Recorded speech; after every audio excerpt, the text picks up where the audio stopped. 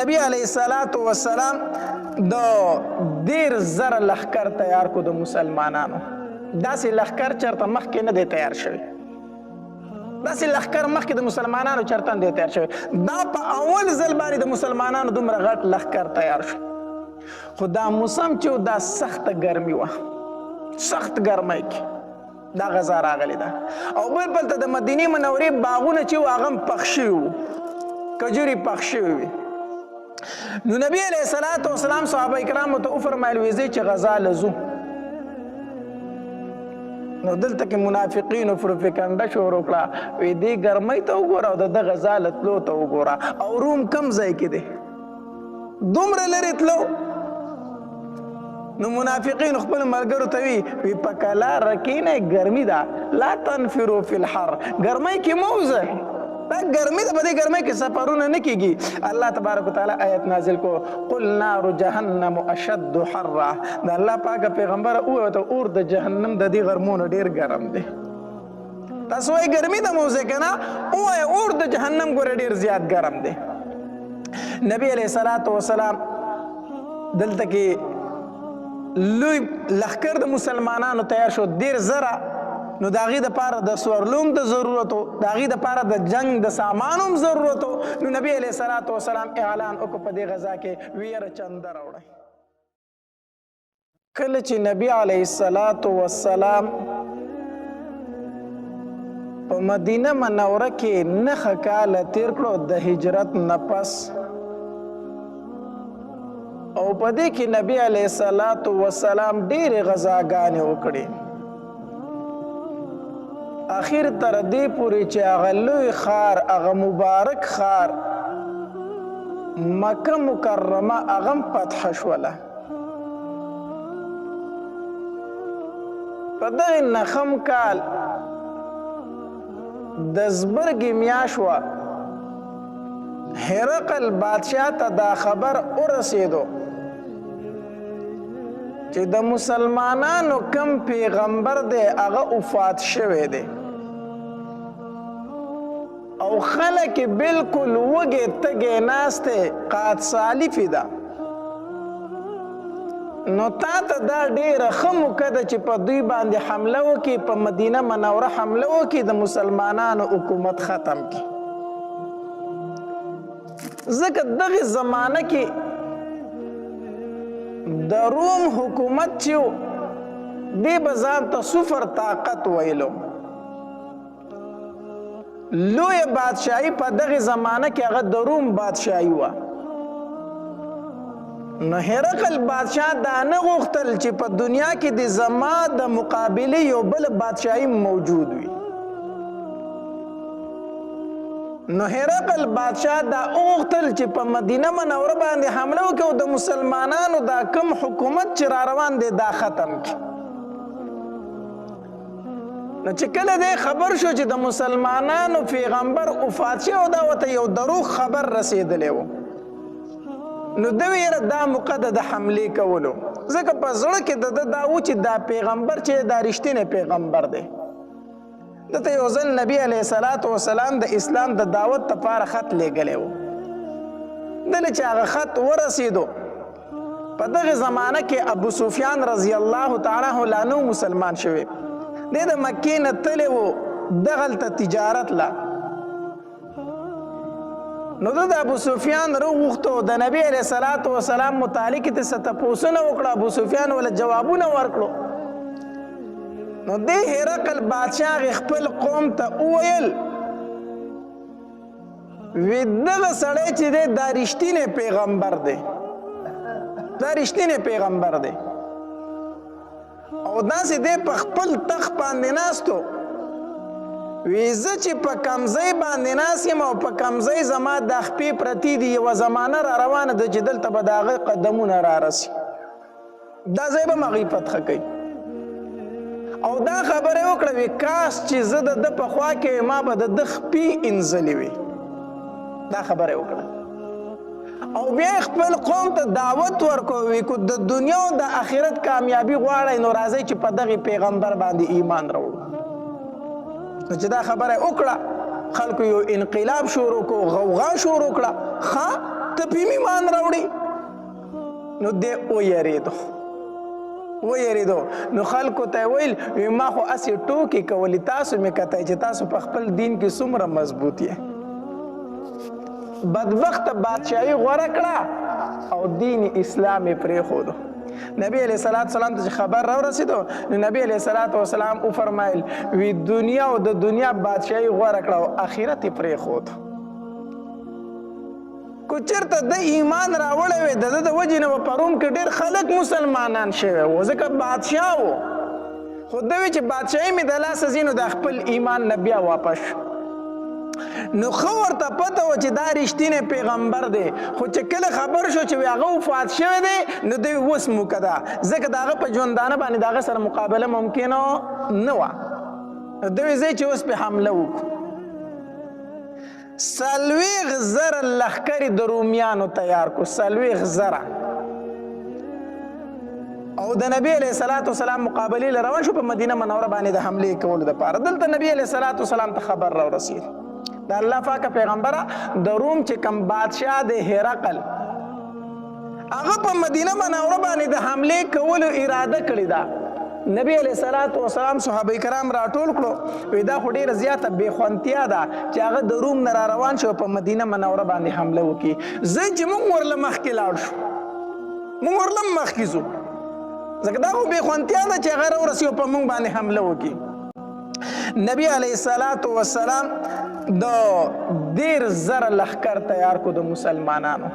داسې لښکر چېرته مخکې نه دی تیار شوی داسې لښکر مخکې د مسلمانانو چېرته نه دی تیار شوی. دا په اول ځل باندې د مسلمانانو دومره غټ لښکر تیار شو. خو دا موسم چې و دا سخته ګرمي وه سخت ګرمۍ کې دا غذا راغلې ده او بل ته د مدینې منورې باغونه چې و هغه هم پخ شوي وو کجورې پخ شوي وي. نو نبی علیه الصلاة والسلام صحابه کرامو ته وفرمایل وی ځئ چې غذا له ځو. نو دلته کې منافقینو پروپیګنډه شروع کړه وی دې ګرمۍ ته وګوره او د ده غذا له تلو ته وګوره او روم کم ځای کې دی دومره لرې تلو. نو منافقین خپل ملګرو ته وی په کلاره کښېنئ ګرمي ده لا تنفروا فی الحر ګرمۍ کې مه وځئ دا ګرمي ده په دې ګرمۍ کې سفرونه نه کېږي. الله تبارک وتعالی آیت نازل کو قل نار جهنم اشد حرا د الله پاکه پیغمبره ووایه اور د جهنم د دې غرمونو ډېر ګرم دی. تاسو وایئ ګرمي ده مه وځئ که نه ووایه اور د جهنم ګوره ډېر زیات ګرم دی. نبی علیه الصلاة والسلام دلته کې لوی لښکر د مسلمانانو تیار شو 10,000 نو د هغې دپاره د سورلوم د ضرورت و د هغې دپاره د جنگ د سامان هم ضرورت و. نو نبی علیه الصلاة والسلام اعلان وکړو په دې غذا کې ویره چنده راوړئ. دا واحد غذا ده چې په دې کې نبی علیه الصلاة والسلام د چندې اعلان کړی دی. مخکې غذاګانو کې به نبی علیه السلام داسې پټه غونته خبره کوله چې دا راز پاش نه شي. دلته یې ښکاره اعلان وکړو وی چنده راوړئ ځکه چې جنګ مو د ډېر یو لوی طاقت سره دی جهاد د یو ډېر لوی طاقت سره دی. رومیان دي د زمانې ځان ته سپر طاقت وایي او دویم سفر هم اوږد دی لښکر هم زیات دی د جنګ سامان هم نشته دی چنده راوړئ. هر صحابي کور ته روان شو ځي چې چنده راوړي. عمر رضی الله تعالی عنه فرمایي چې نبی علیه الصلاة والسلام د چندې اعلان وکړو زه ډېر زیات خوشحاله شوم. وی خوشحاله دا شوم چې په دې ورځو کې زما سره لږ مال موجود و مالدار وم. وی ما وی چې زه دا ځل خو به د ابوبکر نه نمبر اوسم که نه دا ځل به د ابوبکر نه نمبر اوسم چې نبی علیه الصلاة والسلام اعلان وکړو. وی کور ته لاړم وی کور کې چې مې څومره سامان هغه مې په منځ باندې نیم کو او نیم سامان مې کور پرېښود او نیم مې راوړ د نبی علیه الصلاة والسلام خوا کې مې ورته وکړو او خوا ته ورسره کېناستم خوشحالېږم چې ما ډېر سامان راوړی دی.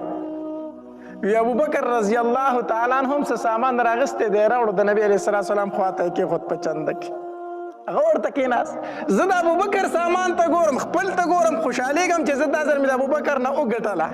زما سامان ډېر دی د ابوبکر رضی الله تعالی عنه نه. وی عثمان رضی الله تعالی عنه هم کور ته لاړو چې کور ته لاړو 300 آسونه او 1000 اشرفۍ عثمان رضی الله تعالی عنه راوړي. 300 اسونه او زر اشرفی. دا اشرفی چې دی دینار ته ویلی شي، دا د 100,000 پیسه د ډېرې قیمتي روپۍ دي. نو عثمان رضی الله تعالی چې کور ته لاړو نو زر اشرفی او 300 اسونه را روان کړي د نبی علیه الصلاۃ والسلام خواله راوستو. وی د الله پاک پیغمبر دا په چنده کې قبول کا 300 اسونه. مونږ هم وایو مونږ چنده ورکو کنه، مونږ هم چنده ورکو 10 روپۍ ګور هغه ورکو، مونږ ما چنده ورکړه. نبی علیه الصلاۃ والسلام دا زر اشرفی په لاس کې نیولې. صحابه کرام فرمایي وی نبی علیه السلام په دې لاس کې داسې اړولې راړولې او وی دومره ورته خوشحالېده که نه. نبی علیه السلام وفرمایل چې عثمان د نن نه بعد څه عمل کوي ده ته نقصان نشي رسولی. عثمان چې څه کوي که تا ته د نن نه بعد یو عمل نقصان نه در رسوي. دا مطلب نه چې نبی علیه الصلاۃ والسلام ورته وفرمایل چې ګناه کوه، مطلب دا دی الله به دې نن نه بعد د ګناه نه ساتي، ته به د نن نه بعد ګناه د سره کوي نه. دومره خوشحاله شو نبی علیه الصلاۃ والسلام د عثمان رضی الله تعالی عنه په هغې مال باندې. ویښه نبی علیه الصلاۃ والسلام زما طرف ته متوجه شو، عمره څه دې راوړي دي په چنده کې؟ ما ورته وایي چې د الله پاک پیغمبره په کور کې مې چې څومره سامان و هغه مې په منځ نیم کو، نیم مې کور پرېښود او نیم مې دا راوړی دی. وایي چې ښه. یا ابوبکر نه تپوس وکړو چې ابوبکر څه دې راوړي دي؟ وایي چې د الله پاک پیغمبر د کور ټول سامان مې راوړی دی. ښه کور کې چې څه هغه دې هر څه راوړي دي؟ وی او وی ابوبکر په کور کې دي بچو ته څه پرېښي دي؟ د الله پاک پیغمبر ستا او د الله نوم مې ورته پرېښی دی. په کور کې مې بچو ته الله او د الله رسول پرېښی دی. په کور کې چې څه هغه مې ټول راوړي دي. عمر ما وویل چې د ابوبکر سره مقابله نه کېږي. ما خو وایي چې زه به د ابوبکر نه نن وګټم، ما خو د کور سامان په منظم کړی، ابوبکر خو چې په کور کې څه مونته هغه ټول راوړي دي. دا د هغې د نبي علیه الصلاۃ والسلام سره مینه محبت وه چې کور کې څه سامان هغه ټول راوړی. ها دا د هغې یقین او دا د هغې عقیده و. علما لیکي ما تعالی دا جایز نه دی چې د کور ټول سامان په چنده کې ورکو، ځکه زمونږ دومره عقیده نشته دی، دومره ایمان نشته دی. د کور ټول سامان کو د الله په لار کې ورکړو، سبا به خیر غواړي، بیا به څه غواړي؟ خیر غواړي، بل ته به لاس نیسي. نو د هغې نه ښه دا چې د خپل ټول سامان د الله په لاره کې نه ورکړي، څه د بچو له پرېږدي. د هغې خو یقین و، د هغې عقیده وه، الله تبارک وتعالی به ورله اخ شانتې بندوبست کو. نو دا د صحابه کرامو په دین کې د یو بل سره سیالي وه چې یو صحابي وي زه به د ده نه نوم ګټم، بل وي زه به نوم ګټم. د هغې د یو بل سره په دین کې سیالي وه. زمونږ د یو بل سره سیالي ده خو په دنیا کې. ښه د ګاډی اخیستی دی، زه به هم ګاډی اخلم. ښه د بنګله جوړه کړه، زه به هم بنګله جوړوم. ښه د پلانکي زه 2 روپۍ وګټلې، زما دا به هم دومره ګټې کو حلالې وي او کو حرامې وي. ګاډی په حلالو اخیستی کو په حرامو اخیستی دی، کور په حلالو جوړ کړی کو په حرامو جوړ کړی دی، خو بس زه به هم جوړوم. دې ته نه ګورو چې دا پیسې حلالې دي کو حرامې دي. زمونږ سیالي د یو بل سره په دنیا کې ده، په پیسو کې ده، اگر چې هغه حرامې ولې نه وي. د صحابه کرامو سیالي د یو بل سره په دین کې وه، او دا د مسلمان شان هم دی چې دوی به یو بل سره سیالي په دین کې کوي. دیو جنا یو ځل نبی علیه الصلاۃ والسلام له غریب صحابه کرام رالو، د الله پاک پیغمبره زمونږ نه مالدار صحابه کرام مخکې شو، په نیکو کې هغه زمونږ نه مخکې شو، ځکه چې مونږ منځونه کوو هغې هم منځونه کوي، مونږ روجې نیسو هغې هم روجې نیسي، مونږ ذکر کوو هغې هم ذکر کوي. خو د الله پاک پیغمبر هغه خیراتونه کوي او مونږ خیرات نشو کولی. هغې صدقې ورکوي، مونږ صدقې نشو ورکولی ځکه هغه مالدار دی او مونږ غریبانان یو. نو هغه زمونږ نه په نیکو کې مخکې لاړو. نبی علیه الصلاۃ والسلام ورته وفرمایل وی زه درته یو عمل ښیم، تاسو به د مالدارو نه مخکې شئ. غریب صحابه کرامو ته فرمایل وی کم نبی علیہ الصلوۃ والسلام ورته فرمایل وی د هر فرض مانځنه ورستو 33 پیری سبحان الله 33 پیری الحمدلله او 34 پیری الله اکبر وایي دا د هر فرض مانځنه کوي د دې دومره ثواب دی چې دومره ثواب د مالدارانو د صدقو نشته دی تاسو دا غینه مخکې شئ یو روایت کې راځي نبی علیہ الصلوۃ والسلام ورته فرمایل د ودکېدو په ټیم کې دا وایي چې کله ودکېږي 33 پیری سبحان الله 33 پیری الحمدلله او 34 پیری الله اکبر وایي نو غریب صحابه کرام خوشاله شو وی زمونږ د مالدارانو نه به اوس مخکې شو غریب صحابه کرامو د هر مانځنه وروسته دا وظیفه شروع کړه دا ذکر یې شروع کړو مالدار صحابه کرام پې خبر شو ویل هغوی وی دا موږ نشو کولی سو چې تاسو یې کوئ چې موږ به هم کوو که نه نو مالدار صحابه کرام هم دا ذکر شروع کړو هغه هم دا شروع کړو نو غریب صحابه کرام بیا لاړ نبی علیه الصلوۃ والسلام لره وی د الله پاک پیغمبره خو زمونږ سره یو شان نه بیا زمونږ نه مخکې شو ځکه چې دا کم ذکر مونږ کوو دا خو هغې هم شروع کړو نو هغې خو صدقې هم ورکوي زکاتونه ورکوي خیراتونه کوي نو د هغې ثواب خو بیا جدا دی خو بیا زمونږ نه مخکې لاړو نو نبی علیه الصلوۃ والسلام وفرمایل په دې کې مونږ اوس څه نشو ویلی ذلک فضل الله یؤتیه من یشاء دا خو د الله فضل دی نو هغوی ته یې ورکړی نو اوس پکې زه څه ووامه اوس پکې زه څه ووامه دا خو الله هغې له دا مالداري ورکړې ده نو دا خو د الله فضل دی نو چې د هغې له ورکړی دی نو د صحابه کرامو د یو بل سره سیالي د په دین کارونو کې وه په نیکو کې وه دا ذکر مې درته وښود دا ذکر تاسو کوئ هر مانځه پسې وروستو 33 پیرې سبحان الله 33 پیرې الحمدلله 34 پیرې الله اکبر دا څو تسبیحات شو 100 تسبیحات شو که نه دا 100 تسبیحات شو او منځونه په ورځ کې څو دي 15 نو دا تسبیحات د ورځې څو ځله شو 1500 نو 1500 او الله تبارک وتعالی د یوې نیکۍ بدله په څو ورکوي په 10 باندې الله تبارک وتعالی یوه نیکي بدلی د مسلمان په 10 باندې نو چې 500 له 500 له په 10 کې ضرب ورکړي نو څو تېنه جوړېږي 15000 که نه 15000 تېنه جوړېږي نو د ورځې 15000 تسبیحات شو چې په هر مانځه پسې ته دا وایي د دې وجې نه یو ځل نبي علیه الصلوۃ والسلام وفرمایل وی چې کله دا تسبیحات تاسو د هر مانځه نه وروسته کوئ نو دا 15000 تسبیحات شو نو په تاسو کې داسې څوک شته چې هغه 15000 ګناهونه د ورځې وکړي 15000 ګناه څوک کولی شي نشي کولی نو هر مانځه پسې دا تسبیحات وایي دا 15000 نیکۍ دي نو 15000 ګناه خو یو انسان نشي کولی نو نیکۍ دي په ګناهونو باندې څه شولې زیاتې شوې چې هر مانځه پسې وروستو دا تسبیحات وایي نو پکار دا چې هر فرض مانځه پسې مونږ دا تسبیحات وایو د اوده کېدو په ټیم کې هم وایو نو عمر رضی الله تعالی عنہ فرمایي وی ابوبکر رانه بیا دلته مخکې شو نو ما وی چې د ابوبکر مقابله ګرانه ده نبی علیه الصلوۃ والسلام د زبرګې میاشت وه 5 تاریخ و او تبوک په طرف باندې روان شو او 10000 لښکر ورسره دی په دې کې څه صحابه کرام رالو او نبی علیه الصلوۃ والسلام ته وفرمایل وی د الله پاک پیغمبر مونږ له سورلی راکړه چې مونږ در سره جهاد لاړ شو غریب صحابه کرام مونږ له هم څه اسونه اوښان څه خره پکار دی چې مونږ پې سواره شو ستا سره ملګری شو غزا له لاړ شو نبی علیه الصلوۃ والسلام ورته وفرمایل وی ما سره خو څه شی نشته چې زه تاسو له درکړمه هغه صحابه کرام د هغې ځای نه په جړا باندې روان شو جړلې چې موږ د نبی علیه السلام نه پاتې کېږو او نبی علیه السلام غزا له روان دی الله تبارک وتعالی آیاتونه نازل کړو ولا علی الذین اذا ما اتوک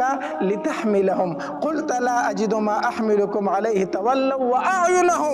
واعینهم تفیض من الدمع حزنا الا یجدوا ما ينفقون د سترګو نه یې اوښکې بهیدې او واپس روانو جړلې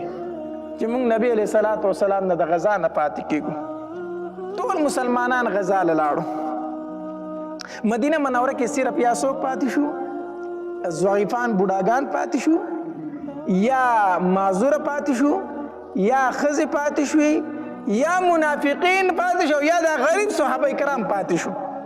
غریب صحابه کرام او نبی علیہ الصلوۃ والسلام چې کله روانېدو نو علي رضی الله تعالی عنہ ته وفرمایل وی ته پاتې شه ته به د کورونو خیال ساتي ته به څه ساتي د کورونو خیال ساتي خپل نائب یې وګرځوئ ته پاتې شه ته موږ سره مزه نو چې نبی علیه الصلوۃ والسلام روانېدو علي رضی الله تعالی عنہ ورته وفرمایل وی د الله پاک پیغمبر ته ما د ښځو د بچو سره پرېږدي ته په مدینه کې ما د زنانو سره پرېږدې او د ماشومانو سره مې پرېږده په خپله رانه ځئ. علي رضی الله تعالی خفه شو. نو نبی علیه صلات وسلام ورته وفرمایل وی ای علي خوښه دې نه ده چې ته زما دپاره داسې شي لکه څنګه چې هارون د موسی علیه الصلات وسلام دپاره و. څنګه چې هارون د موسی علیه الصلات وسلام دپاره و. نو خوښه دې نه ده چې داسې ته زما دپاره شي. خو زما نه وروسته بل پیغمبر راتلونکی نشته دی. په دې باندې علي رضی الله تعالی عنه ډېر زیات خوشحاله شو. علي رضی الله تعالی عنه پاتې شو او نبی علیه السلام د صحابه کرامو سره روان شو. چې کله روان شو ابو ذر رضی الله تعالی عنه فرمایي دا یو مشر صحابي دی ابو ذر غفاري رضی الله تعالی عنه. دیو چې نبی علیه الصلاة والسلام روان شو زما سره اوښه هوا ډېره ټپه ټیپه وه کمزورې وه. وی ما وی چیرې دا خو د دومره د اوږد سفر نه ده خو 2-3 ورځې به لږ خوراک ورکړم دا به لکه سربشي لږ طاقت به پکې راشي بیا په نبي علیه صلات وسلام پسې روان شم. وی زه پاتې شوم. چې پاتې شوم وی ګیاګانې مې راوړي خوراکونه مې راوړه اوښې ته مې اچول. وی یو 2 ورځې تېرې شي خو په اوښه کې هېڅ فرق رانغی اوس فرق پکې رانغی. وی ما چیرې دا خو نه سربېږي اوښه مې پرېښوده پیدل روان شوم په نبي علیه صلات وسلام پسې منډه منډه منډه وي حتی تر دې پورې چې په یو ځای کې مې نبي علیه السلام او صحابه کرام ورسول. چې ومې رسول وی نبي علیه صلات وسلام چې زه ولیدم ډېر زیات خوشحاله شو. ابو ذر ته څنګه رالې د الله پاکه پیغمبره پیدل رالم پیدل دې موږ ته ځان راورساو. او وی نبي علیه السلام موسکی شو چې ابو ذره موږ پسې یوازې رالې موږ پسې یوازې رالې خو د دنیا نه به م یوازې ځې ګورې یوه وره ما پسې یوازې رالی او د دنیا نه به هم یوازې ځي او د الله تبارک وتعالی ته به هم یوازې پاسي. چې دا راته وویل بهرحال بیا دغه شانتې وشوله هم. ابو ذر غفاري رضی الله تعالی په سفر باندې روانو ربزه مقام ورته وی هلته کې بیمار شو هلته کې وفات شو. هېڅوک نو بلکل یوازې وفات شو. حتی تر دې پورې دومره هم څوک نو چې کفن دفن یې کړی وی. بیا سر ټایم بعد عثمان غنی رضی الله تعالی عنه راغی چې ولیدو نو بیا پې جنازه وکړه او هلته یې دفن کړو هلته یې دفن کړو. نو وفات شم دقې شانتې یوازې بیا بلکل. وی زه ورسره د هغې ځای نه ملګری شوم روان شوم. وی تلو په لاره باندې بیا هغه د سمودیانو کنډرات رالو سمودیانو کنډرات رالو چې هلته څنګه ورسېدل نبی علیه صلات وسلام سر مبارک ښکته کو د الله تبارک وتعالی ذکر شروع کو استغفار شروع کو. صحابه کرامو ته یې فرمایل وی د دې ځای نه په منډه باندې تېرېږئ دې ځای نه په منډه باندې تېرېږئ او دې ځای کې به اوبه هم ګورئ نسکئ.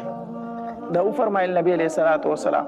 او په انتهایي عجز باندې روان دی او سر یې ښکته نیولی وی ځکه دا هغه مقام دی چې دلته د الله عذاب راغلی دی. دا هغه مقام دی چې دلته نافرمانه خلک الله د دنیا نه پناه کړی دی. په عاجزۍ سره روان دی نبی علیه السلام استغفار وایي سر یې ټیټ نیولی. صحابه کرامو ته فرمایي وي زر د دې ځای نه وځئ ځکه په دې باندې اوس هم د الله غضب او غصه ده په دې ځای زر تېرېږئ. خو ډېره لویه مجموعه 10,000 کسانو نو د نبي علیه السلام اواز هر چا وانه اورېدو وي دلته به اوبه موبه هم نسکئ اوبه به نسکئ. نو د اواز خو ټولو کسانو وانه اورېدو. بعضې کسانو د هغې نه لږې اوبه هم وڅکلي بعضو پکې اوړه واغږل اوړه یې ځان له تیار کړو ډوډو موړو دپاره اوړه یې په هغې اوبو باندې واغږل. بیا چې نبي علیه صلات وسلام خبر شو وی د الله پاکه پیغمبر بعضې کسانو ته اوړه غږلي په هغې اوبو باندې. نبي علیه السلام وفرمایل دغه ډوډۍ مه استعمالوئ دا اوښانو له ورکئ دا اوښانو له ورکئ. په دې ځای باندې زر تېرېږئ. اوس هم علما لیکي چې په کم مقام باندې عذاب راغلی د الله نافرمان خلک پکې تېر شوی دغلته مه ورځه دغلته مه ورځه. الله دې زموږ په حال رحم وکړي. مونږ وایو دا کندرات دي دا آثار قدیمه دي چکر له وله لاړ شي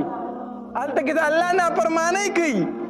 هلته داسې ښځې ګرځي چې په نیمو جامو کې ګرځي. هلته موږ د سیل ځای رخ کړی موږ د چکر ځای رخ کړی. دې ته نه ګورو چې دا کندرات د چا نه پاتې شوي دي دا ولې پاتې شوي دي. دا هغه خلکو چې د الله نافرمان او د الله عذاب پرې راغلی دی.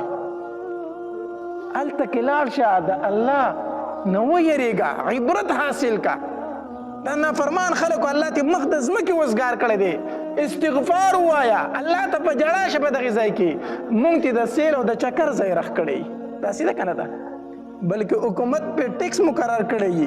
چې زی ورته نه په دروازه کې پیسې واخلي وي دوره پیسې راکړه لاړ شه ځان له پکې پټوان مټوان وباسه وګرځه چکر وخه چکر نه عبرت حاصل کړه لاړ شه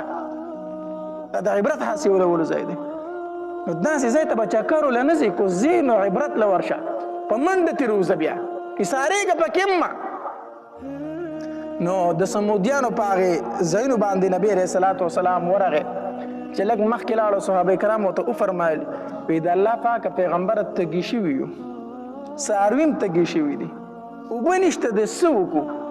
نبي علیه الصلاة وسلام ورته وفرمایل وی دلته کې یوه چینه ده خو هغې چینې ته چې ورسئ اوبه به ترې نه څکئ وی صحیح ده هغې چینې له چې ورسېدل صحابه کرام وکتل پای کې اوبه شته دی نه نو هغې نه خو داسې یو ساس کې غونته روزي اوبه پکې شته نه د الله پاکه پیغمبر ته وفرمایل چې اوبه ترې مه څکه په هغې کې اوبه شته دی نه مونږ ترې څه وڅکو نبي علیه الصلاة وسلام وفرمایل دغه لږې اوبه ترې ماله راوړئ دغه معمولي اوبه ترې ماله راوړئ وی ټیک ده دا صحابه کرامو ته په لوښي کې لږې غونته اوبه راواغستې او هغه نبي علیه الصلاة وسلام له راوړي چې نبي علیه الصلاة وسلام راوړي نبي علیه السلام پکې خپلې لاړې مبارکې تو کړې هغې اوبو کې وی لاړ شئ دا اوبه واپس په دې چینه کې توی کړئ واپس په دې چینه کې واړوئ صحابه کرامو هغه اوبه واغستې واپس یې په هغې چینه کې واړولې نبي علیه السلام لږ صبر وکړئ لږ صبر چې لږ صبر وکړو چینه داسې روانه شو لکه د اوبو لښتې چې بهیږي داسې روانه شوه نبي علیه السلام وفرمایل په خپله ترې وبس کړئ خپل څاروي پرې اوبه کوئ هلته کې خوا کې نبي علیه الصلاة وسلام یو صحابي و نبي علیه الصلاة وسلام ورته وفرمایل ای زما صحابي یو وخت به راشي چې د دې چینې نه به دلته دا ټول علاقه شنه وي دلته به لوی باغات جوړ شي او صحابه کرام فرمایي موږ په خپلو سترګو ولیدل چې هغې علاقه کې بیا باغات جوړ شو هغې چینې د وجې نه بهرحال نبي علیه الصلاة وسلام تبوک مقام ته ورسېدو هلته یې پړاو واچو خو مقابلې له هرقل بادشاه رانغی ځکه هرقل بادشاه بیا خبر شو چې دا خبر دروغ دی چې مسلمانانو پیغمبر وفات شوی دی دا دروغ دی نو هغه بیا رانغی وی د پیغمبر سره مقابله نه کېږي هغه د هغې ځای نه واپس تښتېدلی و واپس تلی و نبي علیه الصلاة وسلام هلته 20 ورځې تېرې کړې مقابلې له څوک رانلو نبي علیه السلام وفرمایل چې دوی نه راځي نو موږ پسې هم نه ورځو پرېږدوئ موږ رالو خو پیده څه وشوله فایده دا وشوه چې هلته کې ګیر چاپېره چې کوم قبایل پاتې کېدو خلک پاتې کېدو په هغې باندې د مسلمانانو یو روب پرېوته د مسلمانانو یو یره پرې پرېوته چې دا خو ډېر زورور دي د زمانې هغه صفر طاقت چې ځان ته وایي روم په هغې پسې راغلي دي او هغه ترې نه وتښتېدل هغې ته وتښتېدل نو هغه خلک چې هغه ټول مسلمانان شو ګیر چابیره چې کوم قبایلو ډېر خلک مسلمانان شو او نبي علیه الصلاة وسلام د هغې ځای نه واپس راغی مدینې منورې ته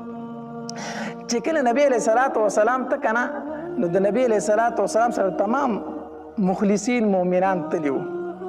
خو په مدینه منوره کې صرف یا څوک پاتې شوي منافقین پاتې شوي یا معذورین پاتې شوي یا ښځې او ماشومان پاتې شوي خو په دې کې 3 صحیح مؤمنان هم پاتې شوي د نبی علیه الصلاة وسلام نه وروستو 3 صحیح مسلمانان هم پاتې شوي چې دا غزوه تبوک ته نه وتلي په هغې کې یو کعب ابن مالک رضی الله تعالی عنه دویم مراره ابن ربیع رضی الله تعالی عنه او دریم هلال ابن امیه رضی الله تعالی عنه دا صحیح مسلمانانو خو دوی هم د نبی علیه الصلاة وسلام سره نه وتلي پاتې شوتې دا مراره ابن ربیع رضی الله تعالی عنه دا یو صحابي چې دی دا کعب ابن مالک رضی الله تعالی عنه دی فرمایي وایي په دې ورځو کې د ټول نه مالدار زه هم په دغې ورځو کې د ټول نه مالدار زه په دغې ورځو کې وم او ما ځان له 2 اوښې هم ساتلي وي او ښې سمې مې سربې کړې وي ما چې نبي علیه الصلاة وسلام غزا له ځي که نه زه به ورسره په دې اوښو باندې ځم نبی علیه الصلاة وسلام اعلان وکړو زه چې زه غزا له ما وایي چې زما سره ښې سربې اوښې موجود دي دوی به ځي زه پسې سبا وځم لاندې به یې کړم سبا شو بیا وی ناراستیا را باندې راله ما وایي چې زه بله ورځ به پسې لاړ شم بله ورځ شو ما وایي چې زه بله ورځ به پسې لاړ شم دویمه درېیمه ورځ شوه چې خبرېدم نبي علیه السلام را دومره لرې تله چې بیا پسې زما تله ممکن نه ناراستیا پاتې کړم ناراستیا د وجې نه او دا یو صحابي خو د دې وجې نه پاتې شوی و چې د په دغه ورځ ډېر خپلوان راغلي وو ټول خپلوان یې په دغې ورځو کې راغلي وو نو چې د خپلوانو ته وکتل د هغوی سره مصروفه شو زه ډېرې غذاګانې مې د نبي علیه الصلاة وسلام سره کړي دا رشته دار اوس راغلي دي لږ پاتې شم لاړ به نه شم نو او دا یو صحابي چې د ده غټ باغ و یاره دا باغ مې پخ شوی دی کجوري دي دا خو لوی سفر دی چې واپس راځم دا به مرغو خرابي کړي دا کجوري ټولې دا به ورته اوي شوي وي نو هرې غذا له تلې مه خو زه په دې کې به لاړ نه شم د دې وجې نه پاتې شو دا کعب بن مالک رضی الله تعالی فرمایي یو ځل راووتم مدینه منوره کې ګیر چاپېره ګرځم ګورم نو یا مې نظر په ښځو لګي چې ځان ته مې وکتل ما چې زه خو ښځه نه یم یا مې په معذورینو نظر لګي نو چې ځان ته مې وکتل زه خو معذور هم نه یم یا مې نظر لګي په بوډاګانو لګي نو چې ځان ته مې وکتل زه خو بوډا هم نه یم یا مې نظر په غریبو صحابه کرامو ګوري چې سورلي ورسره نه و چې غزا لتلی وی نو زما سره خو دوه اوښې ولاړې دي وی انتهایي خفه شوم انتهایي خفه شوم چې دا رانه څه وشو دا رانه څه شوي دي نبی علیه الصلاة وسلام چې د غزا نه واپس راغی مسجد نبوي کې کېناست چې کېناستو منافقین راځي بانې کوي یو سوی بل سوی بانه کوي نبی علیه الصلاة وسلام خو پېژندل چې دا منافقین دي نبی علیه الصلاة وسلام ورته فرمایي ښه ټیک ته صحیح ده ځه یو منافق پکې راغی وی د الله پاک پیغمبر زه ځکه پاتې شوی یم چې تا ته پته ده زه لږ د ښځو شوقي یم او د روم ښځې چې دغه ډېرې ښایسته دي ښکلې ښځې دي نو ما وایي چې هلته به بله فتنه کې به اخته شمه ته دغې وجې نه یم تللی نبي علیه السلام ورته وایي ښه ښځه ټیک ده ځه دا کعب بن مالک رضی الله تعالی فرمایي زه هم د جومات په ګوټ کې داسې ناست وم ځان له مې سوچ کو چې یاره نبي علیه الصلاة وسلام ته دروغ وامه جو خلاص به شمه ملګرو راته مو ویل چې نبی رسول الله سلام ته دروغ ووایه خلاص به شي بیا مې سوچ کو چې نبی علیه الصلاة وسلام ته دروغ ووامه چې یا بیمار وم یا بل څه یا بل څه نو د نبي اسلام خو به پورې باسم خبره به ورته وکړمه ټیک شو زه به ځان خلاص کړمه خو که الله تبارک وتعالی ورته ووایي چې دا کعب بن مالک دروغ وایي نو بیا زه به نبی علیه السلام ته دروغ ووایم نبی علیه السلام به دوکه کړمه خو که الله ورته ووایي چې دا کعب بن مالک دروغ وایي نو بیا به څه کېږي کنه ځان سره مې کرل ریبل کول ما وی چې یاره رښتیا وامه داسې پاڅېدم د نبي علیه الصلاة وسلام خوا ورلم نبي علیه الصلاة وسلام چې ما ته داسې وکتل مسکی شو خو مسکی شو خو د خفګان مسکی وه خفګان مسکی وه بیا رانه مخ داسې واړو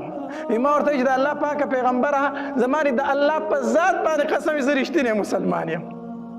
زه صحیح مسلمان یم د الله پاکه پیغمبره ما منافق مې حسابوه نبی علیه الصلاة وسلام راته وفرمایل چې ستا سره چې هغه دوه اوښې وي تا چې زه پې غذا له زما در سره نشته د الله پاکه پیغمبر را سره ولاړې دي ولې نه یې تلې ما ورته چې د الله پاکه پیغمبر د سستیا د وجې نه پاتې شوی هېڅ عذر نه و هېڅ خبره نه وه خو د ناراستۍ د وجې نه پاتې شوی یم نبی علیه الصلاة وسلام راته وفرمایل چې زه ستا معامله زه په الله پرېږدم زه ستا معامله په الله باندې پرېږدم راپاڅېدم د نبي علیه الصلاة وسلام نه خفه یم سخت خفه یم چې بار ته راووتم تپوس مې وکړو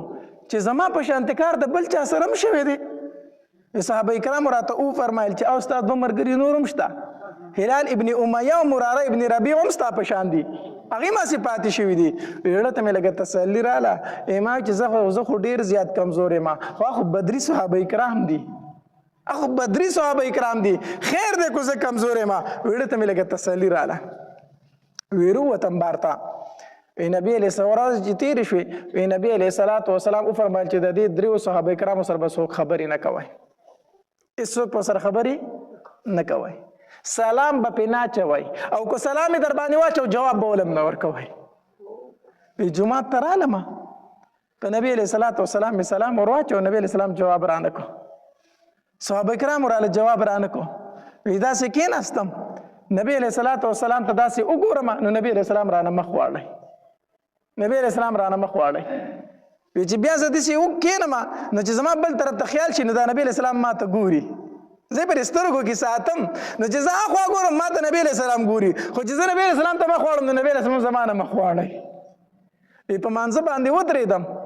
مانځه کې مې داسې په دې سترګې به دې ګوټ کې نبی علیه السلام ته به کتل نبی علیه السلام به ما ته کتل خو چې پوه به را باندې شوی نبی علیه السلام به رانه مخ واړه سخت خفه ومه بار ته راووتم په صحابه کرامو مې سلام واچو صحابه کرامو راله د سلام جواب رانه کړو ډېر سخت خفه شومه د تره زوی مو ابو قتاده رضی الله تعالی عنه د هغه کره کور ته لاړم ما په ابو قتاده باندې سلام په کور کې ور واچو هغه رالم جواب رانه کو ما ورته چې ابو قتاده زه مسلمان نه یم زه د الله او د الله د رسول سره مینه نه لرم یا خاموش دی ما ته څه نه وایي ما ورته چې ابو قتاده زه د الله او د الله د رسول سره مینه نه لرم بیا خاموشه دی په درېیم ځل مې ورته وي چې ابو قتاده تا ته وایم د تره زویه تا ته وایم زه د نبي علیه السلام سره مینه نه لرم زه د الله سره مینه نه لرم هغه راته دقه شانتې په جواب کوي چې ما ته څه پته ده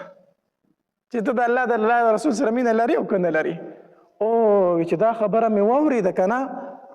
سترګو نه مې اوښکې روانې شو چې خلکو خو زما په ایمان هم شک دی اوس خو زما په ایمان کې د خلکو شک پیدا شو چې دا مسلمان دی او که نه دی سهار له بازار ته ووتم په بازار کې ګرځم یو ته ګورم بل ته ګورم چې ما ته به څوک اواز وکړي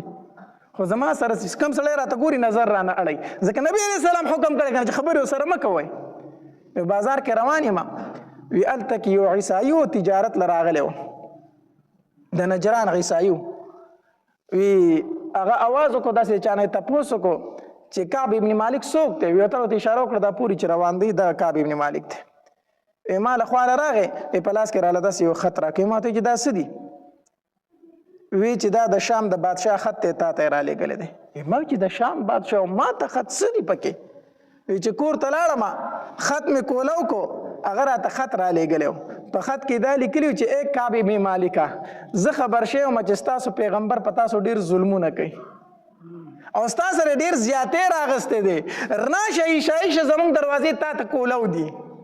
راشه عیسایشه او زمونږ ملک ته راشه چې ته خپل عزت ویني ستاسو بادشاه په تاسو ډېر ظلمونه کوي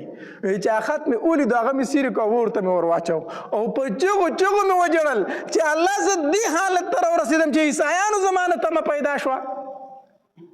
او ناستو مې جړل مې او فکر مې دا کو ما وی چې که په دې حالت کې ته مړ شوې که نه نو نبي علیه السلام به دې جنازې نه راشي او قرآن شي او الله دې نه کي کو چېرته په دې حالت کې نبي علیه السلام وفات شو نو بیا خو به زه مرګه پورې زما سره څوک خبرې ونه کړي هر سړی به و چې نبي علیه السلام منع کړی و چې د سر خبرې مه کوئ زه به ژوند څنګه تېروم زه به ژوند بیا څنګه تېروم دې کې بیا نبي علیه السلام دا حکم هم وکړو دې دریو صحابه کرامو پسې سوال جواب ولیکه چې د بیبیانو نه جدا شي دوی د بیبیانو نه جدا شي کعب ابن مالک پسې سړی راغی نبی علیه السلام فرمایي چې د بیبي نه جدا شه وی طلاق ورکم وی نه طلاق مه ورکوه طلاق مه ورکوه خو نور تعلق په سره نه ساتي جدا دي شه وی ټیک ده دا نور دوه صحابه کرام چې دا بوډاګانو دوی بوډاګانو د دوی بیبیانې رالي نبی علیه السلام لره وی د الله پاکه پیغمبره زمونږ خاوندان خو بوډاګان دي که موږ د هغې خدمت پرېږدو د پلار کره تې لاړ شو خو به مړه شي نو موږ ته اجازت شته چې خدمت یې وکړو که نه خدمت هم نه کوو نبي علیه السلام ورته وفرمایل وی خدمت یې کوئ خو خبرې ترې به ورسره نه کوئ نور تعلق به ورسره هم نه ساتئ ها بوډاګان دي خدمت یې کوئ کعب ابن مالک وی زما ښځه چې خبر شوی ما ته وي چې زم چې د نبي علیه السلام نه اجازت وغواړم چې زه مې د خپل خاوند خدمت کولی شم ما ته وی چې بالکل به نه ځي هغه بوډاګان دي زه ځوان یم زه د پلار کړه زما تا ته حاجت نشته دی زه د پلار کړه زما ستا تعلق ختم تر څو چې نبی علیه السلام فرمایلي نه او زما خدمت ته ضرورت نشته زه خپل خدمت په خپله کولی شم ښځه مې هم د پلار کره ولېږله په کور کې بالکل یوازې ناست یم او سحر ټایم او بالکل سحر وختي وي بره کوټې ته وختم او داسې ناست یم او سوچ کوم چې د الله څه کار دی چې زما توبه قبلوي الله زما ته څه ضرورت دی ضرورت خو زما الله ته دی زه جهاد له نه یم تللی نافرماني مې کړې ده الله ما ته څه ضرورت لري چې زما دعا به قبلوي په دې خفګان کې ناست یم چې زه به دغه شان د دنیا نه ځم ما به نبي علیه السلام خفه پاتې کېږي دا سوچ مې کوه په دې سوچونو کې ناست یم وی ناسا په یو آواز وکړو یا کعب ابشر یا کعب ابن مالک ابشر اے کعب ابن مالک زیر می در باندې زیر می در باندې ځکه چې بالکل سحر وختي و چې په نبي علیه السلام د آیتونه نازل شو وعلى الثلاثة الذين خلفوا حتى إذا ضاقت عليهم الأرض بما رحبت وضاقت عليهم أنفسهم د هغې دریو تنو هم الله تبارک وتعالی توبه قبول کړه چې په هغوی باندې دا پراخه دنیا تنګه شوې وه پراخه دنیا پسې شوې وه تنګه شوې وه 50 ورځې پس د هغې دا توبه قبوله شوه د آیتونه الله تبارک وتعالی نازل کړو نبی علیه السلام وفرمایل وی لاړ شئ په کعب ابن مالک باندې زیری وکئ وی زه په کوټه باندې ناست وم جبل سلع ورته ویلی شي د هغې طرف نه آواز وشو آواز وشو یا کعب ابن مالک ابشر ای کعب ابن مالک زیری می در باندې وی دا آواز چې مې اورېد ګیر چاپېره ګورم چې آواز د خوشحالۍ دی آواز د څه شي دی د خوشحالۍ دی وی ناستم یو صحابي مې خواله راغی ما ته وی چې الله ستا توبه قبوله کړه الله ستا توبه وی ځان ته مې وکتل ایس را سره نه دوه څادرې را سره وي وی دواړه مې هغه ته غېږ ته ورویشتې چې دا دې ستا شوې په زیري کې دې دا شوې ایس را سره نه دغه دوه څادرې وې مې دواړه هغه ته وویشتې دا ستا شوې او خلک چې بچا باندې زیری وکړي ویل که زیری ورکړه که نه دا ثابت دي ښه دا زیری ورکول څه دي ثابت دي دا په شریعت کې شته دی څوک در باندې خوشحالۍ زیری وکړي ورکوله څه شي نو به کعب ابن مالک چې هم زیری وشو وي ځان ته مې وکتل هېڅ نه خو دغه دوه څادرې وي وي د ځان نه مې راټولې کړه د هغه غېږ ته مې وویشتې ما ته وایي چې دا واله وی رالم مسجد نبوي ته نبي علیه صلات وسلام ناست دی وی صحابه کرام ماله یو تن هم راپانسېد یو تن هم راپانسېد وی څنګه چې مسجد نبوي ته داخل شوم صرف طلحه ابن عبیده رضی الله تعالی عنه رامنډې کړي وی ما نه غاړه تاو کړه په دواړه مخه ښکل کړم په ژړا شو راته کعب ابن مالک په وی قسم په الله د طلحه ابن عبیده دا احسان به زه چېرته هېر نه کړم ما ته یو تن هم اواز نه کو خو چې مسجد نبوي ته داخل شوم صرف دې مال راپاسېدلی دی وی نبی علیہ الصلوۃ والسلام ته کېناستم داسې مخامخ وی نبی علیہ الصلوۃ والسلام مسکی شو وی ما ته وی چې ای کعب ابن مالک هغه ورځ مې درته مبارک شه چې مور دې زیږولې داسې د خوشحالۍ ورځ په تا نه ده راغلې دغه ورځ دې مبارک شه چې مور زیږولې داسې خوشحاله ورځ په تا باندې نه ده راغلې ما ورته وی چې د الله پاکه پیغمبر الله مې توبه قبوله کړه خو زه چې پاتې شوی یم که نه زه چې پاتې شوی یم زه د خپل مال د وجې نه پاتې شم دې سوس کړی یم دې سوس کړی یم د الله پاکه پیغمبر زه د خپل ټول مال د الله په لاره کې ورکوم وی نبی علیه صلات وسلام راته وی چې کعب ابن مالک ټول مه ورکوه ما ورته وی چې زه ټیک د الله پاکه پیغمبره د خیبر په مال غنیمت کې چې کومه ځمکه راته میلاو شوې ده هغه پرېږدم نور ټول مال د الله په نوم باندې صدقه هغه بل صحابي راغی وی چې د الله پاکه پیغمبر زه د رشته دارو د وجې نه پاتې شوی یم زما رشته دار په دې ورځې راغلي وو زه به د نن نه بعد د رشته دارو سره تعلق نه ساتم زه د دوی د وجې نه غذا نه پاتې شوی یم نبي علیه السلام وفرمیل وی نه د رشته دارو سره به تعلق ساتي د رشته دارو سره به څه ساتي تعلق هغه بل صحابي ورته راغی وی د الله پاکه پیغمبر زه د پلان کې باغ د وجې نه پاتې شوی ما د دې کجوري پخ شوي دي دا به رانه خرابې شي د الله پاکه پیغمبر دغه باغ ما د الله په نوم صدقه کو نبی علیہ الصلوۃ والسلام ورته وفرمایل اخو ټیک ده خو ستا په خپلو خپلوانو کې ډېر غریبانان دي ستا په خپلو خپلوانو کې د تره زامن دي ډېر غریبانان دي د هغې باندې تقسیم که هغې لی ورکړه هغه باغ یې په هغې باندې تقسیم کړو غرض مې دا کو چې دا یو غزوه تبوک واقعه راغلی وه په دې کې صحابه کرامو ډېرې قربانۍ ورکړي دي دغه واقعه پکې هم د نبي علیه السلام د دریو صحابه کرامو سره راغلی وه الله تبارک وتعالی د هغې هغه توبه قبوله کړه چې دا غزوه احزاب د یو یهودي سازش و هغه دا جوړ کړی و چې د هغه نوم حوی ابن اخطب و نه د بنو نذیر سړی و چې کله دی د مدینې منورې نه جلا وطن شو نو دی لاړ مکې ته په مشرکینو پسې او هغې ته یې وویل وی زه تمام عرب راټولوم او دا پیغمبر ستاسو هم دشمن دی او زمام دشمن دی زه تمام عرب یو ځای کوم او راځئ چې په مدینه منوره حمله وکړو دوی د یړه تباه کړو حوی ابن اخطب دا سازش جوړ کو نو دا حوی ابن اخطب بنو نذیر چې کوم یهودو دوی پخپل شو د مکې چې کوم مشرکینو د ابو سفیان دغه ټیم کې مسلمان شوی نه او د په مشرۍ کې او دارنګ بنو غطفان کومه قبیله چې د بدماشانو وا د مدینه او د مکې مکرمه په منځ کې پاتې کېده دایم د ځان سره مرګري کړل او بنو قریظه چې کوم مدینه منوره کې دننه پاتې کېدل دایم د ځان سره مرګري کړل اصل کې تاسو ته د دې غزوه بنو قریظه پس منظر بیانوم چې دا غزه ولې شوې ده لس زره لښکر و دوی په مدینه منوره باندې حمله وکړله د کفارو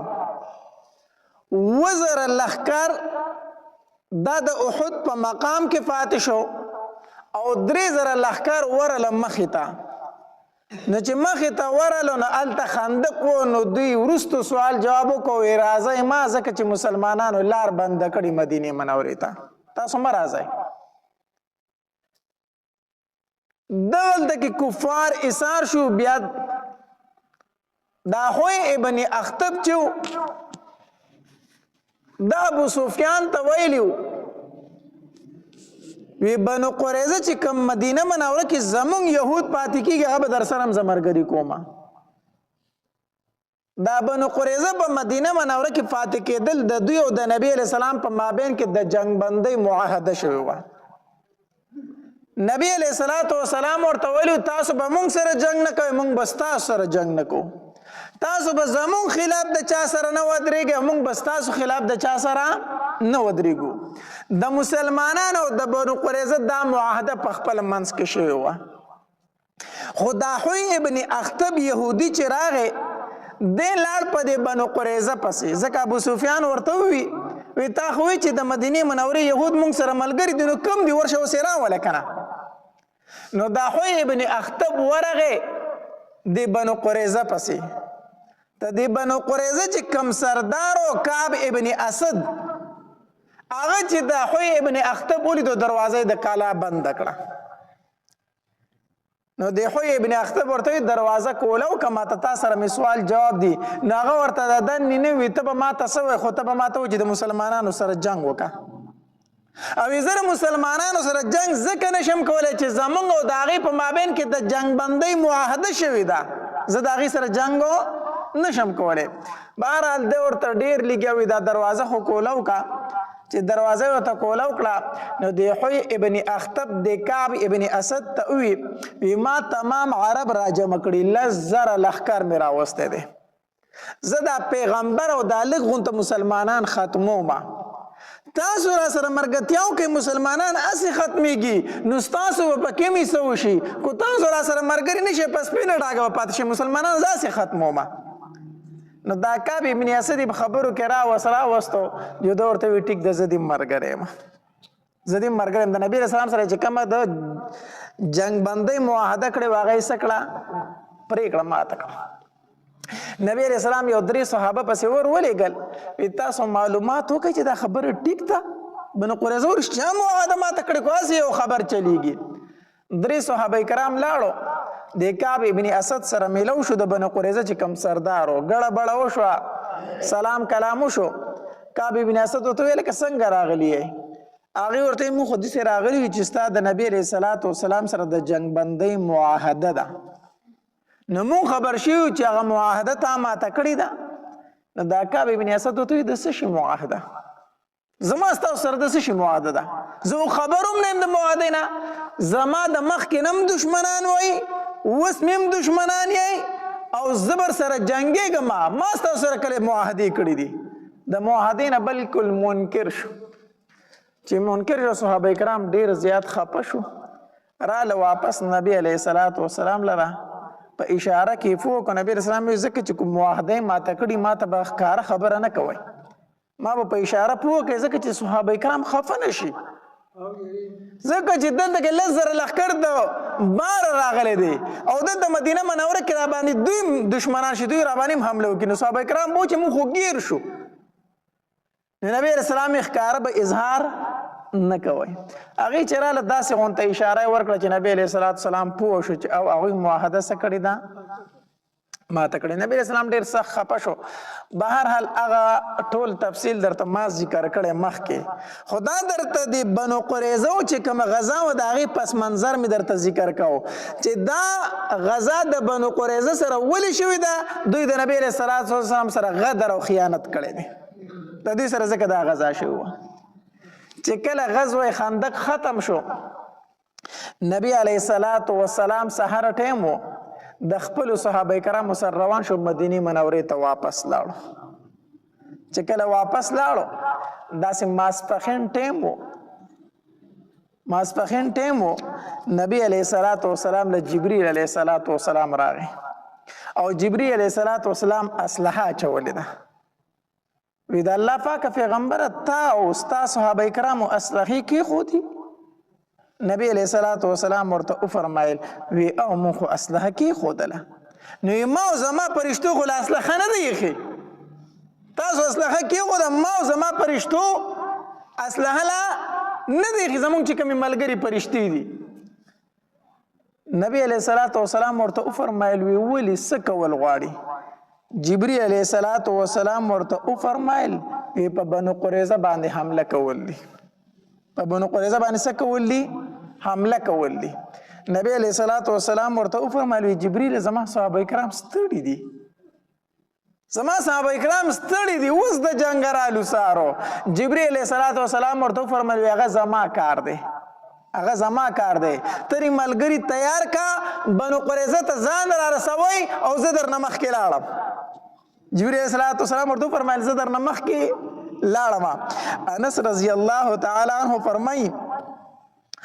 وی د جبرئیل علیہ الصلوۃ والسلام او داغه سره چې کمی پرشتي وی د بنی غنم کوچه بنی غنم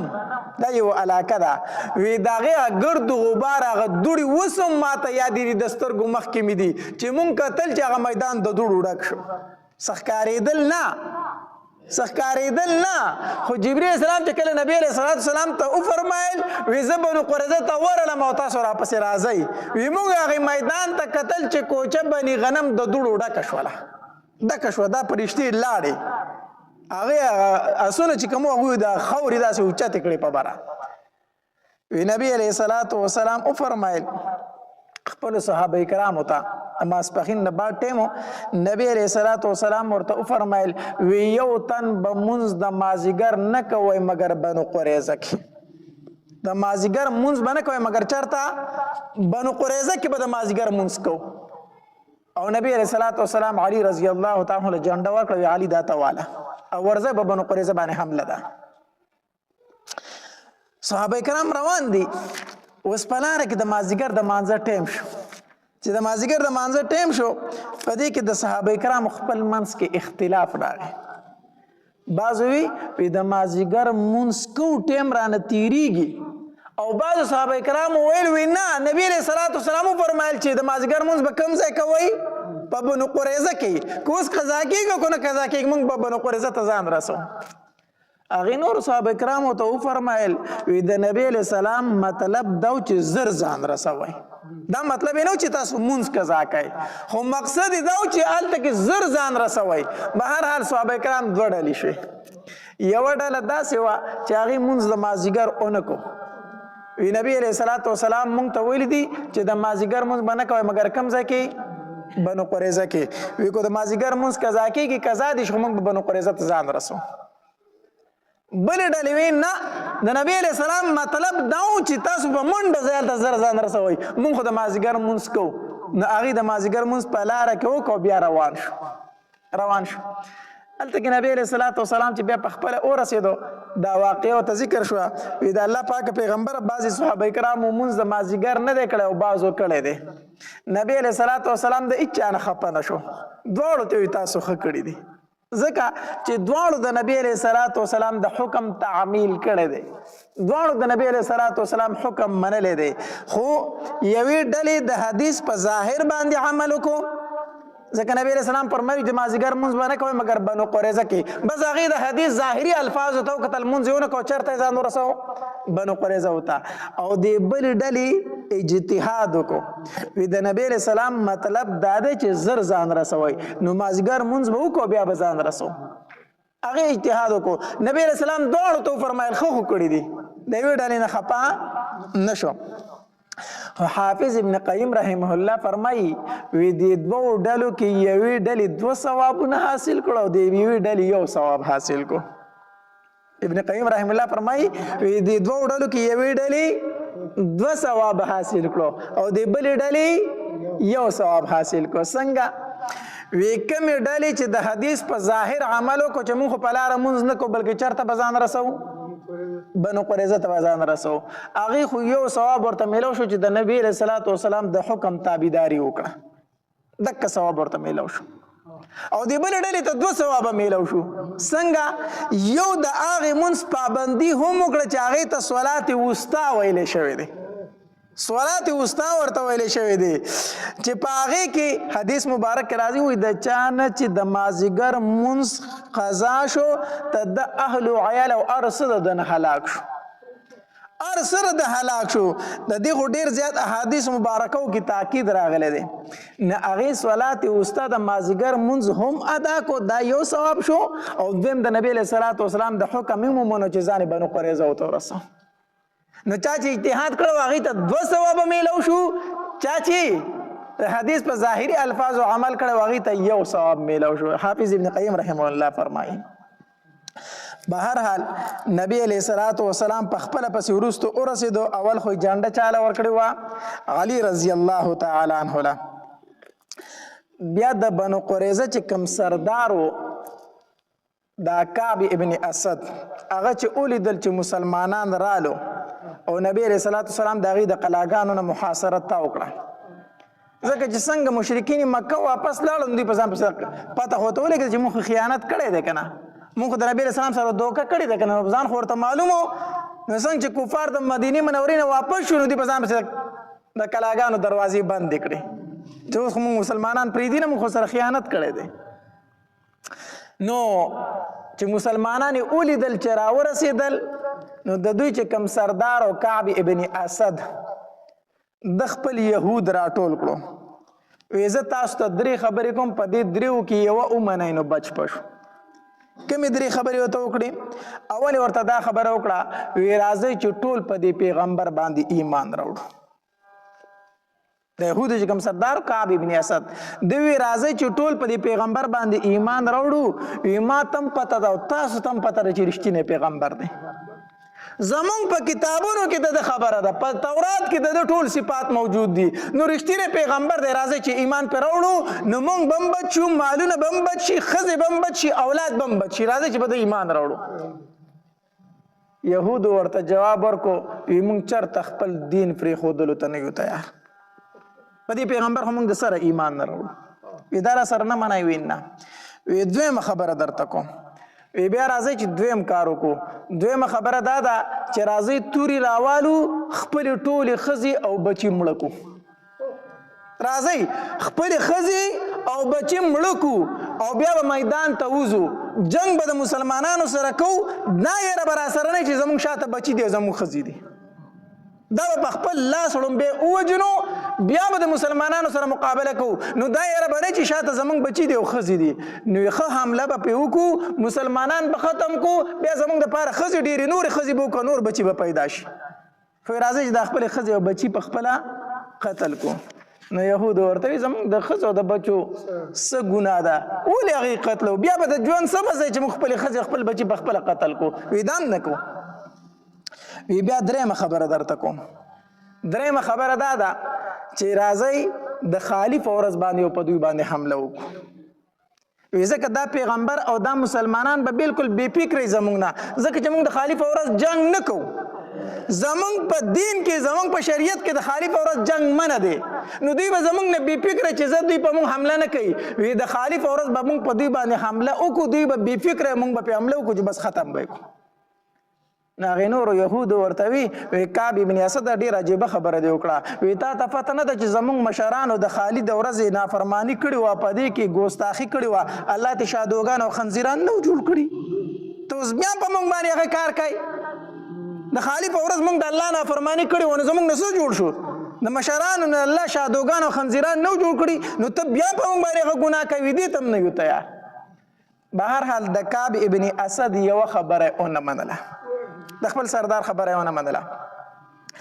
بیا نبی علیه الصلاة والسلام ته دی بنو قریظه وی ته ابو لبابه زمون خواله راولېږه، زمونږ د ده سره څه خبرې دي. دا ابو لبابه چې و که نه رضی الله تعالی عنه، دا د دې بنو قریظه حلیف و، دوست و ملګری و. نو دوی ورته ته زمون خواته ابو لبابه لږ راولېږه، موږ د ده سره لږې خبرې کوو. نبی علیه السلام ابو لبابه رضی الله عنه وفرمایل وی لاړ شه چې دوی تا ته څه. ابو لبابه رضی الله تعالی چې د دوی خواله لاړ، د دوی دا ښځې ورته راټولې شوې، ماشومان راټول شو، جړلې ورته. نو د ابو لبابه رضی الله تعالی په زړه کې هم 70 غونته راغی، بله زړه دوستي ورسره هم وه. نو د یهودو دې تپوس وکړو وی که موږ د نبي علیه الصلاة وسلام خبره ونه منو یا ومنو د نبي علیه السلام څه اراده ده موږ ته وی د نبی علیه الصلاة وسلام زموږ متعلق څه خیال دی موږ سره څه کول غواړي نو د ابو لبابه رضی الله تعالی ته په خوله هېڅ ونه ویل خو داسې ورته کړئ عمر یې ورته لاس راوکاږو چې نبی علیه السلام خو علالي ستاسو د علالولو وجهلو اراده یې ده بس داسې یې ورته کړو چې داسې یې ورته کړو ډایرکټ پوه شو چې دا مې څه وکړو دا خو ما د نبی علیه السلام راز پاش کړو دا مې څه چلو کړو دا خو ما غلطي وکړله دا هغې ځای نه چې روان شو که نه د نبی علیه السلام خواله دا نه ډایرکټ مسجد نبوي ته لاړ او مسجد نبوي ته لاړ او ځان یې په ستن پورې کلک وتړو ځان یې وتړو صحابه کرام راغله ویلو بابا دا څه کوې موږ دې پرانیزو وی تر هغې پورې به ما نه پرانیزئ تر څو پورې چې زه الله معاف کړی نه یم زه الله معاف کړی نه یم او دا قسم یې وخوړو وی د بنو قریظه په ځمکه باندې به د نن نه بعد زه نظر نه لګوم کوم ځای کې چې ما د الله او د الله د رسول سره خیانت کړی دغې ځمکې ته به زه نه ځم او ځان یې په ستنه پورې کلک وتړو نبی علیہ السلام خبر شو وی ابو لبابه رضی الله تعالی په مسجد نبوي کې پستنه پورې ځان تړلی دی چې زه ځان نه پرانیزم تر څو چې نبی علیہ السلام نه یم پرانستی نبی علیہ الصلوۃ والسلام ورته وفرمایل وی کومال راغلی وی نو ما به له د الله نه بخښنه غوښتې و الله به معاف کړی و خو چې په خپل ځان الله ته حواله کو بس د ده معامله او د الله معامله اوس جدا ده زه منځ کې څه نه وامه شپږ ورځې او شپږ شپې ابو لبابه رضی الله تعالی د مسجد نبوي په ستنه پورې تړلی شی و صرف مانځه ته به یې پرانستو او بولو براس ته به یې پرانستو او په ستنه پورې دقه شان تړلی شی و بهرحال چې الله تبارک وتعالی د هغه متعلق بیا آیاتونه نازل کړو الله تبارک وتعالی د هغه توبه قبول کړه الله تبارک وتعالی آیت نازل کړو واخرون اعترفوا ذنوبهم خلطوا عملا صالحا واخر سيئا عسى الله ان يتوب عليهم ان الله غفور رحيم د آیاتونه متعلق د ابو لبابه رضی الله تعالی متعلق نازل شو الله توبه قبول کړه چې الله توبه قبول کړه نبی علیہ السلام د ام سلمہ رضی الله تعالی عنها په کوټه کې و نو نبی علیہ السلام ام سلمہ رضی الله تعالی ته فرمایي ام سلمہ د ابو لبابه توبه الله قبول کړه ام سلمہ رضی الله د پردي حکم لا نه راغلی ام سلمہ رضی الله تعالی ته فرمایل د الله پاک پیغمبر د زیر و پیزه کوم د زیر و پی زکوما نو مسجد نبوي ته منډه کړه وی ابو لبابه الله ستاسو توبه قبول کړه الله ستاسو توبه قبول کړه نو صحابه کرام را منډه کړي چې پراینځي وینا ما به نه پرانسته تر هغه پور چې نبی علیہ السلام زه په خپل نه پرانسته نبی علیہ السلام چې د سحر منځو کو داسې مسکې شو لاړه ابو لبابه رضی الله تعالی پرانسته په خپل لاس مبارک باندې پرانسته بهرحال دلته کې نبی علیہ الصلوۃ والسلام ابو لبابه رضی الله تعالی په دغه کار وکړ بیا الله توبه قبول کړه بنو قریظه اخر کې مجبور شو نبی علیہ الصلوۃ والسلام ته فرمایل وی زمونږ له مونږ له ته اجازت راکړه چې مونږ یو سړی منتخب کړو هغه زمونږ متعلق فیصله وکړي نبی علیہ الصلوۃ والسلام ورته فرمایل وی ستاسو خوښه ده چې ستاسو د خوښې یو سړی ستاسو فیصله وکړي تاسو پرې رضا یې وی او مونږ پرې رضا یو وی ستاسو متعلق څوک فیصله وکړي نو بنو قریظه ورته وویل وی زمونږ فیصله د سعد ابن معاذ رضی الله تعالی عنہ کې سعد ابن معاذ دا د بنو قریظه دوست تیر شوی دی وی زمونږ فیصله به سعد ابن معاذ کوي ځکه زمونږ دوست دی وی ټیک ده تاسو ته ما ویلو دا سعد ابن معاذ رضی الله تعالی عنہ په غزوه خندق کې زخمی شوی و او رګې لګېدل او ډېره زیاته وینه ترې پیدا نو دنه نبی علیه الصلاة والسلام د مسجد نبوي سره خواته خیمه جوړه کړې وه وی دلته به نږدې ځکه چې زه هم ټیم په ټیم تماشه کوم څوک نندارې له راځي چې په اسانه تماشه کوي نو دی په هغه خیمه کې نو نبی علیه الصلاة والسلام په ده پسې خر ولېږو وی تاسو سعد ابن معاذ راولئ دی په خر باندې سور سعد ابن معاذ رضی الله تعالی عنه راغی چې راغی د کمزورې شوې وینه ترې ډېره زیاته بهېدلې وه نبی علیه الصلاة والسلام ورته وفرمایل بنو قریظه و چې دی دې زموږ متعلق فیصله وکړي نو سعد ابن معاذ رضی الله تعالی فرمایل وی تاسو زر فیصلې دپاره منتخب کړی ما د بنو قریظه ورته وی او مونږ ته منتخب کړی نو سعد ابن معاذ رضی الله تعالی وی زما فیصله واورئ څومره چې د دوی جنگجو سړي دي جنگ والا سړي دي دا دې ټول قتل کړی شي دا دې ټول قتل کړی شي 400 کسان دي او دا 4 واړه دي قتل کړی شي یو خبره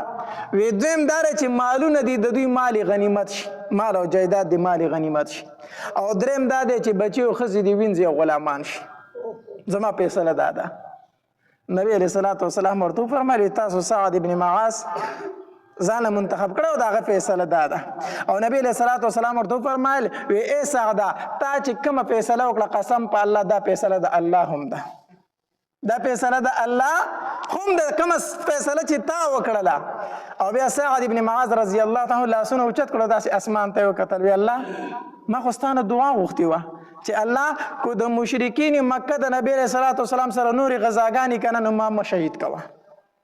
ما مشهید کوا چې زه د مشرکین مکه سره په خپل وجنګېږم ځکه چې دوی زمونږ پیغمبر ته ډېر تکلیف ورکړی دی دوی د مکې مکرمې نه ډېرو په سختو باندې زمونږ د پیغمبر رسېدلی دی ده ته ډېر تکلیفونه رسولي دي ما تر هغې پورې مه وجنه تر څو چې مشرکین مکه جنګونه د دې پیغمبر سره وی الله کو چرته د دې نه بعد د نبی علیہ السلام او د مشرکین مکه جنگ نه وي که نه نو ما له د دې زخم نه شهادت راکړه الله زه په شهادت خوشحاله یم نو حدیث مبارک کې راځي وایي چې څنګه دا وي چې الله ما له د دې زخم نه شهادت راکړه که نه وي د زخم نه وینه روانه شوه روانه شوه د کنټرول کېدو نه وه حتی در دې پورې چې په دغه کې ځای باندې سعد بن معاذ رضی الله تعالی شهید شو او چې کله شهید شو که نه نو نبی علیہ الصلوۃ والسلام فرمایي اے زما صحابه کرامو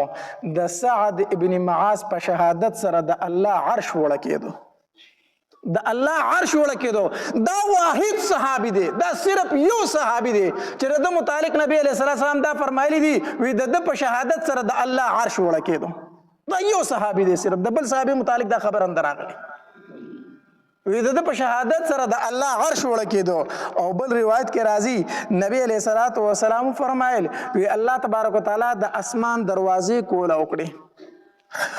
او یا زره فرشتې د جنازې لرالې هغه فرشتې چې د دې نه مخکې ځمکې ته نه دي راکوزې شوي او یا زره فرشتې د سعد ابن معاذ جنازې لرالې داسې فرشتې چې مخکې ځمکې ته نه دي راغلي د متعلق نبی علیہ الصلوۃ والسلام د شهادت ډیر زیات فضائل نبی علیہ الصلوۃ والسلام بیان کړو بهر حال د بنو قریظه چې کم سړیو هغه مردار کړی شو او ښځې چې دا گرفتار کړی شوې په دې ښځو کې صرف یوه ښځه هغه وجلې شوې ده د بنو قریظه په ښځو کې صرف یوه ښځه ځکه چې هغې یو صحابي شهید کړی و هغه صحابي شهید کړو د هغه صحابي په بدل کې هغه قتل کړی شو ځکه چې قصاص دی نور ښځو ماشومانو ته نبی علیہ الصلوۃ والسلام څه نه دی ویلي داسې ښایسته بیانات اورېدلو دپاره زموږ د یوټیوب چینل واجد اسلامیک سټوډیو سبسکرایب کړئ په دې به تاسو ته انشاءالله العزیز ښایسته واقعګانې او بیانات میلاویږي او د ګنټې د نشان سره کلک کړئ چې تاسو ته آینده نوې نوې ویډیوګانې مخې ته راځي او د خپلو ملګرو سره لازم د ثواب په نیت باندې شریک کړئ. والسلام ډېره مننه.